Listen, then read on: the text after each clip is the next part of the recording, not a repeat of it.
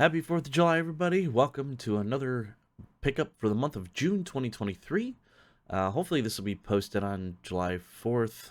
If not, maybe the day after. It depends on how much editing I do on this and everything. But got quite a bit of interesting stuff in June. Some that are video game related, but not necessarily video games. We'll cover that as we get to it. We're going to jump right in. We're going to start off with the first one, which is Raiden 3 Mikado edition or remix, which is Raiden 3 with different soundtrack, upscaled and everything. I got it for the Xbox 360 because that's, again, I still don't have a PS5. So, and I wanted to get a physical version, and that was what was available. I pre-ordered it and came in. This does include a digital soundtrack, which I have yet to really check out, but the music in shooters are awesome. It's surprising to me how many people actually pass these up, either because of the difficulty levels or whatever else. But I really enjoy these, especially for small bursts of just arcade action. You can spend 5, 10 minutes, 15 minutes in it, possibly clear the game, and then try again for a higher score. So, and I like those little score games, especially since I don't have a lot of friends around to come over and play video games with. So this is a real nice time filler for me. Up next, we have, of course, probably one of my bigger releases in June that I picked up, Sonic Origins Plus. All the classic video games, Sonic 1, 2, and 3, and Knuckles are here, as well as Sonic CD. And then you have a bunch of Game Gear games on it. Again, I got the Xbox version. I did actually has reversible cover art, so you have one that's reminiscent of the original Genesis games. There are multiple different covers throughout the different regions. I didn't want to go crazy and start just getting the same game just to get the different art. It did come with a neat little art book, and then the slipcover, of course, comes with it. It's kind of a little bit embellished on there, which is kind of neat. I've already played through most of the games. Actually, all of them I've gone through already. I haven't played the Game Gear stuff yet. I'm going to be jumping into that soon, just for nostalgia reasons. But the new additions, being able to play as Amy in the games, as well as Knuckles in like Sonic 1 or Sonic CD, and Tails in most of those games as well. I mean, Tails has been in Sonic CD for a couple years now, and other iterations and versions of that game. But it's just kind of fun. Amy adds a whole new play level to it. She's very overpowered. Her little hammer allows her to basically double her attack. And then one of the cool things I have yet to really experience is playing as Super Amy or Hyper Amy in Sonic 3 and Knuckles, where she has the ability to just continuously throw hammers, which is really fun. It's silly, but it's great. It's a great time. And then games that I've played over 100 times and gone through it and thought I've seen everything. And Sega continues to kind of surprise me with little variants and differences and stuff. It's almost sort of like Sonic Jam version 2 or 3, especially since with all the different compilations and everything that they've done over the years of those games. Uh, they unfortunately couldn't include the original music in Sonic 3 and Knuckles for copyright and legal reasons, which you could probably find all over the internet as to why that happened. So a lot of it's the music from what I remember from like the PC version of Sonic 3 and Knuckles back on Windows 98 when they originally had to replace all that, all the different music tracks. So for those of you looking for the original music, you're not going to find it here, unfortunately. Those are still sort of locked to the Genesis itself, which is kind of sad that you have to track down those versions to get the original music on that. Moving on from that, let's see, we got one I have yet to start yet. This is Gal Guardian's Demon Purge, and I'm a sucker for the Galgun series. This is kind of a Metroidvania game, from what I can tell. Yeah, it's 2D side-scrolling adventure alone or in two-player mode, switching between the Kamizono siblings from the hit series Galgun. And Galgun itself was a kind of a first-person shooter in a sense. Really weird premise, where you are a high schooler who somehow gets hit with a love dart, and now all these girls are attracted to you, and you're trying to kind of fend them off. This premises is crazy, really stupid, but it's kind of fun. The series is on Switch, as well as the PlayStation Vita and PS4. So just stupid fun games that, for whatever reason, this is a different twist on it. That'd be interesting to pick up. Then we got a game that's been waiting for quite some time. Demoniaca? I have no clue. But this is from Video Games New York. Their Elite Edition, so it has a nice foil cover on it and everything. This is, again, another 2D Metroidvania type game. It's mature, so I'm kind of looking forward to jumping into this, kind of seeing what it's about. It also came with this cool little pin of some character. I'm guessing he's like the shopkeeper. I have no idea. I'll probably figure that out once I actually get into the game. That'll be on my list. A little unique thing that I got is a Dreamcast indie sampler number 2 from Debug, or Wave Games Studio. They're a kind of a UK-based publisher, but these are all like indie titles and everything for the Dreamcast, which I thought was really cool. You could kind of try them out, and then you have the demo of the Harley Quest, which was on Kickstarter that I did kickstart. I don't know. I backed it on Kickstarter, I guess is what I'm trying to say. And I'm always up for more Dreamcast stuff. I'm slowly trying to get through the indie sets, just as something to keep continuing the whole Dreamcast hunt that I've done years ago, even though I finished the full US retail, as well as the All-Stars variants. So it's like, well, might as well start moving on to the indie stuff. And I'm about halfway with those. Thankfully, you can still get them easily, and sometimes they go on sale, which is real nice. There's like the Video Games New York has a bunch of them, and then there's like you have NG Dev Team that has released a couple, such as like Xenocrisis and all that for the Dreamcast. They're now putting that game on like everything. You have Wave Game Studios that has their UK releases, which are exclusive to them. And then you have like PixnLove and Pixel Heart, and all those companies kind of have their own games as well that I have yet to pick up. Hopefully, eventually, I'll get to those. Maybe we'll see more next month. I don't know. We'll see what happens. And the other big release, of course, everybody that I know anyway, it's been playing is Street Fighter 6. I've been playing the crap out of this, trying to get to silver level. Main Jury, who's been my girl since Street Fighter 4. Ken moved away from her in 5 just because I didn't like the changes they did with her. But I picked her back up in 6, and I've been sticking to her. I've been trying to level that up.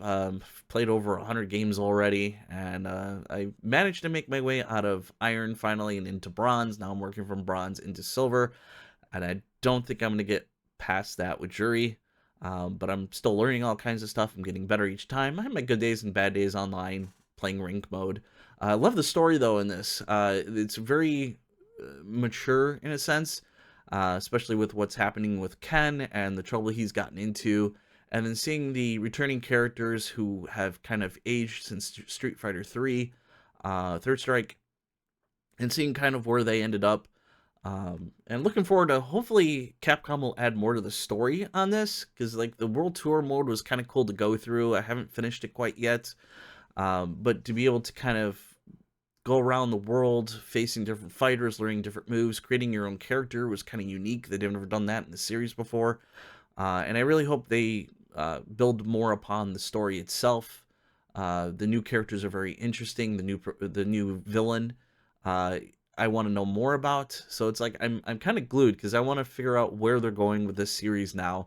Because the whole thing is Bison's now gone.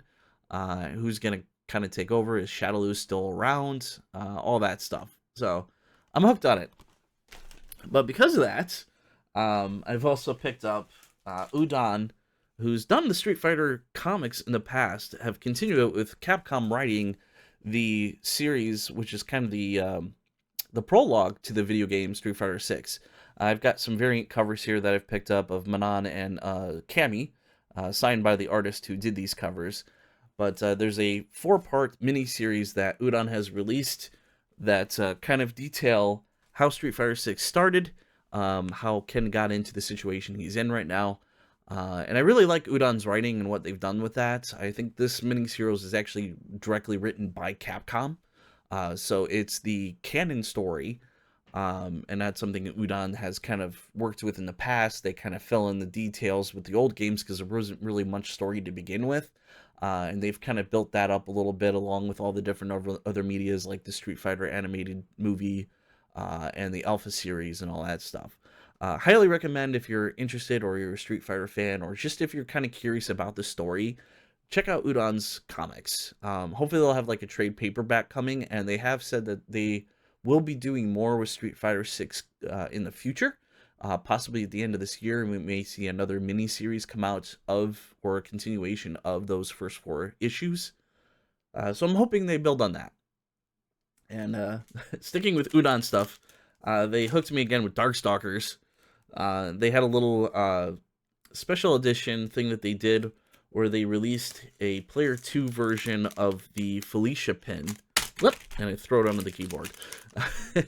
But this is the pink variant, or Player 2 variant of it. Along with that, they also have the Player 2 variant of the metal card. And I'm a sucker for these. I'm trying to get all of the Darkstalkers metal cards, basically. So far, I've done a good job. I've got them all, but there are 2 that I know of that people have gotten a hold of that haven't been officially released yet. So I'm kind of waiting on that. I don't know how many of those they're going to actually do. They have kind of teased a couple extra ones. But the big thing, or reason why I wanted it too, was it came with this cool t-shirt of Felicia. And I had the original, which is the blue variant. And unfortunately, it started to, the print started to rub off the shirt. And I was like, well, crap. So I jumped on getting another one because they are very limited releases on those. It may still be on their web store if they have some extras, but yeah. Then, moving back to the games, we have the Batsugan, another shooter, a Saturn tribute. This is actually the Sega Saturn version ported over to the PlayStation 4, and I believe the Switch also got a copy as well. It's fully in English, which is nice. I love Tauplan's shooters. A couple months ago, I got the 2 of the Tauplan collections on the Genesis that they re-released by Renovations. But I played this first on the first time I actually played it was on the Astro City Mini V, and I think I streamed it. It's been a while. But I love the game, so I was like, well, I kind of want to see what this version is, what it's like. It's not the arcade port, but it should play pretty good. I've heard some decent things about it. A lot of people really praise this game, and I enjoy it myself. So after playing it on the Astro City Mini, yeah, definitely. But with that too, there was also like these postcards that came with it, which is kind of cool. Some key art and everything of the characters. There's like 3 cards in here, I think, but thought that was a neat little bonus. I don't get those very often. And then something that's not exactly, well, I don't know how to, I'm not sure how to bring this in, but it's the soundtrack to House of the Dead Scarlet Dawn, which has not come to consoles yet. It's an arcade exclusive that Sega has released.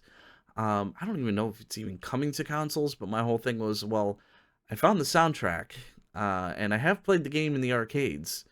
So I was like, well, I need something physical of it, because who knows what's going to happen. This has been out for a while. You can find it on Amazon, which is where I found it. And it keeps going on sale, but they keep saying that the stock is running low. I don't know how many prints of this was actually done. I didn't even find it on PlayAsia at all. So that to me kind of seems strange, because normally you would think like PlayAsia would have it or something. But to find it on Amazon, kind of interesting. Makes me think. This also includes like some stickers on the inside too, which is kind of unique. But yeah, I thought that was kind of cool to grab, especially since it's an arcade exclusive, and who knows if we'll see it on consoles. Last thing, one of the big things I got here is the Valis collection on the Sega Genesis. This for a long time was kind of my goal. I wanted the original on the Genesis, and then when I found out that they were re-releasing this with some cool extras, I jumped at the chance, because I was like, as expensive as these games are secondhand, I mean, one game alone, I think even Valis SD goes for like 65 loose. There was just no way. It just made more sense for me to get the re-release. I know some people have mixed feelings about these from Retrobit. They are licensed and everything. Sega really had nothing to do with this, but it seems like they got the permissions from Renovation. Um, so I was like, cool, you know, at least I can get all 3 games. I have played the games with the Valis collection that's been on Switch. Volumes 1 and 2, that limited run, have released. But we're gonna, actually, I'm just gonna open this, because why not? Each cartridge actually is unique with different colors on it, and I believe they have their own different serial numbers, if I recall. This also came with an acrylic stand. Come on. Give me a moment while I try to open this. Okay, so we got it open. So this is the Valis Collection exclusive acrylic stand. I'm not sure if I'm going to actually put this together, but I'll show you kind of what it looks like. Neat little display as it is of the 3 characters there, which is really neat. Something that's exclusive to the set. You could purchase these separately. I believe they're still available. Places like Castlemania Games and all that. But here's the box. You have the Valis Collection on the back. Here is the side, and then the games themselves in their own individual packaging. So we're going to start here. We're going to go with Valis 1. So we have, looks like the Japanese art on the front, on the back side, and then you have the 2 sides. So this tells you it's the original Valis. Does it actually tell you? No, it just says what it comes with and the cart. So get back out here.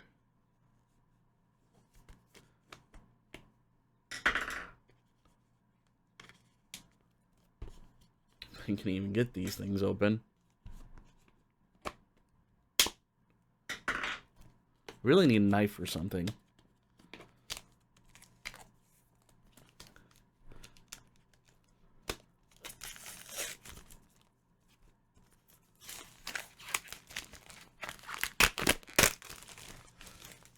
Alright, so there's that. It has a nice little picture of the main character on the back. So here's, again, the Japanese art. Backside, renovations. Pop it open here. We have the cartridge. Wow, that feels really nice, actually. So it's a pretty little blue. Valis on it. Then we have a couple things here. Looks like we have some foiled postcards here, and then the certificate of authenticity number 1246 out of 3500, and then the back side of it just has something foiled. We have a full manual instruction, which is kind of neat. Is it in color? It is. It's fully in color even, which is kind of cool. I like that. And then, of course, we have the reversible art on the case. Let's see here. So we have the the interesting American art on it. Renovision and Retrobit there. I'm going to actually keep this as the Japanese art. This case feels really nice. Well, I mean, the plastic itself feels thinner than an original Genesis box, but the box itself feels thicker, which I think is kind of interesting. Get that back in there. Maybe. Struggling with this. There we go. Get back in there, nice and neat. Close that up. That's Valis. Cid of Valis. Again, with the funny, super deformed art, which I'm not a huge fan of, but looks like we have a pink cartridge. And once again, we also have postcards, it looks like.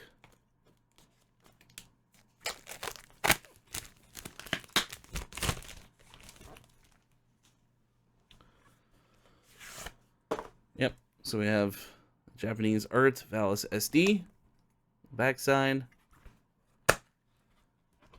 Really like the quality of these cartridges. This is really nice. So Cid of Valis on it. And the certificate of authenticity says this is number 2,271 of 3,500. So I'm guessing that only 3,500 of the sets were actually made. So a high number on that one. And then lastly, we also have Valis 3. I love the fact that the hang tags are on this. It's a very nice set. At least I think personally.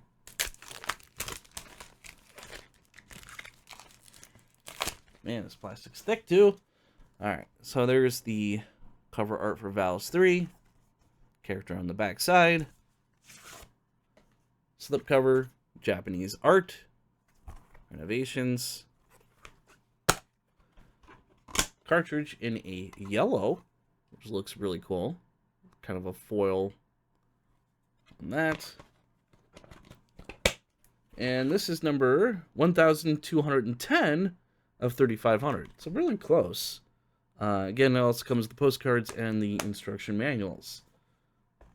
Super neat. Happy that I actually grabbed this while I could. Definitely probably one of my favorite sets so far. On that. So I'll put the rest of those together later. But that's it for June. Some fun stuff coming already for July. We'll see how that goes. But let me know if you find any of these kind of cool. If something of interest to you. What your favorite game is out of the set. Personally, for me, the Valis collection, of course, and all the cool stuff from Udon. And then the soundtrack for House of the Dead would probably be my top 3 of that. So, but that's it for this month. As always, thank you for watching. I will see you next time.